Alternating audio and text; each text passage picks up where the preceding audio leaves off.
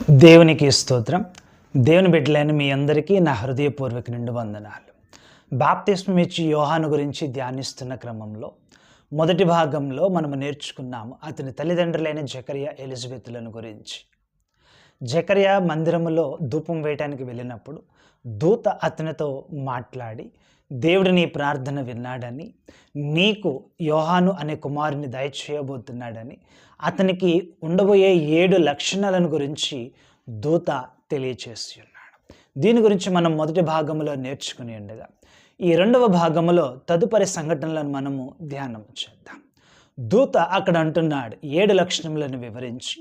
మరలా మీకు చెప్తాను వచ్చును. లూకా సువార్త మొదటి అధ్యాయము 17 మనము చూస్తున్నాము. ఆ 7 లక్షణములను దూత వివరించిన తర్వాత అక్కడ అంటున్నాడు కదా, నీకు సంతోషమును మహా ఆనందమును కలుగును, అతడు పుట్టినందున అనేకులు సంతోషింతురనెను. అతడు పుట్టినందుకట అనేకులు సంతోషిస్తారట. ఒక మాట గమనించండి, మనము ఈ అంశాన్ని ధ్యానం చేస్తున్నాం, బాగానే ఉంది. కానీ యోహాను పుట్టబోతాడు, అతడు పుట్టినందుకు అనేకులు సంతోషిస్తారని దూత అంటున్నాడు. బయట మనం సమాజంలో చూస్తే వీళ్ళ తల్లిదండ్రుల కడుపున చెడబుట్టేడురా అంటారు. కొన్నిసార్లు కోపం వచ్చి నిన్ను కనకపోయినా బాగుండరా అంటారు. నీలాంటోడు పుట్టకపోతేనే బాగుండరా అని సమాజంలో కొందరిని చూసి దూషిస్తారు. కానీ యోహాను గురించి దూత అంటున్నాడు, అతడు పుట్టినందుకట తల్లిదండ్రులకు సంతోషము, అనేకులకు సంతోషమట. ఈ వాక్యం వింటున్న నీవు ఒకసారి పరిశీలన చేసుకో.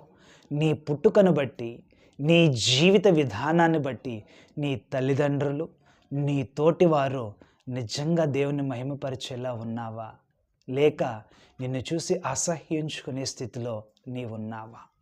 అంశంలోనికి మనం ఒకసారి వస్తే, దూత అలాగ చెప్పినప్పుడు, అయ్యా యోహాను అనే కుమారుని నీకు ఇస్తాను, 7 లక్షణములు కలిగి ఉంటాడు, అతని వల్ల మీకు సంతోషం, సమాజానికి సంతోషం అని చెప్పినప్పుడు జకర్యా అంటున్నాడు, అయ్యా నేను ముసలోణ్ణి, నాకెలా ఇది జరుగుతుంది అని అడుగుతున్నప్పుడు వెంటనే గాబ్రియేల్ అంటున్నాడు, ఇదిగో నా పేరు గాబ్రియేల్, నేను దేవుని సముఖమందు నిలిచే దూతను.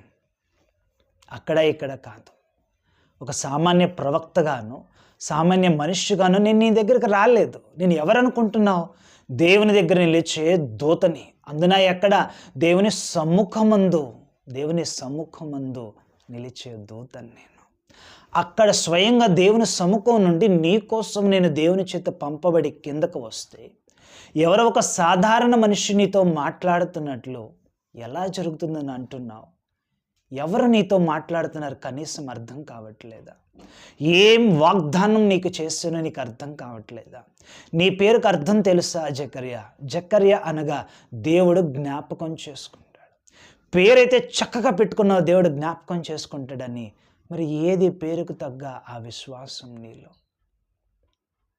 ఎలిజబెత్, నీ భార్య ఎలిజబెత్ అనగా దేవుడే నా ప్రమాణము.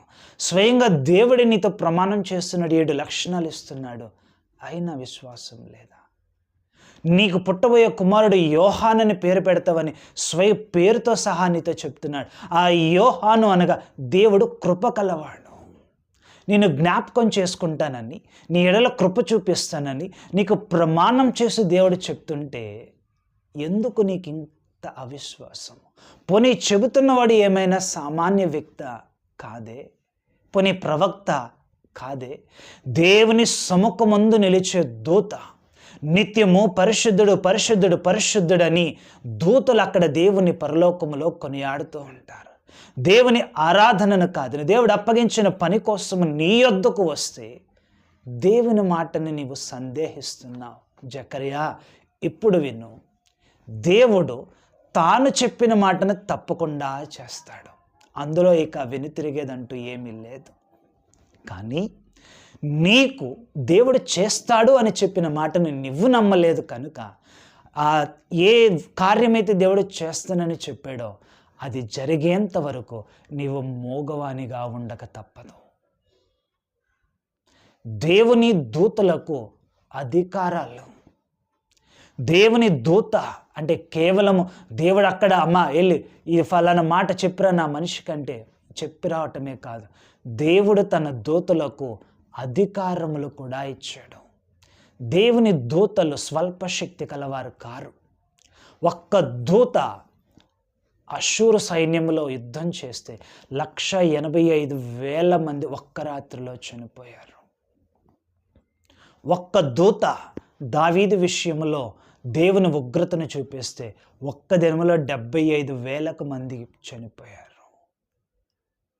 దేవుడు తన దూతల ద్వారా కార్యం చేయటం ప్రారంభిస్తే ఏ మనిషి తాళలేడు. మరి అటువంటి దూత స్వయంగా జకర్యాకు వాగ్దానం ఇవ్వటానికి వస్తే జకర్యా నమ్మలేకపోయాడు. తనకివ్వబడిన బాధ్యత అట్ ద సేమ్ టైం తనకివ్వబడిన అధికారము కొలది దూత అంటున్నాడు, జకర్యా నీవు దేవుని వాగ్దానాన్ని నమ్మలేదు కనుక దేవుని కార్యము జరిగేంత వరకు ఒక సూచన. అంటే అక్కడ కృప కనిపిస్తోంది, కోపము కనిపిస్తోంది. ఎలా అంటారేమో, కోపము మోగవానిగా చేశారు కాబట్టి కోపం అని అర్థమవుతుంది. కృప ఎలాగంటారేమో, కృప ఎందుకు అని అంటే నీ జీవితాంతం నీవు మోగోడుగా ఉంటావని అనట్లేదు అక్కడ దూత. ఏమంటున్నాడంటే a punishment with a time bound.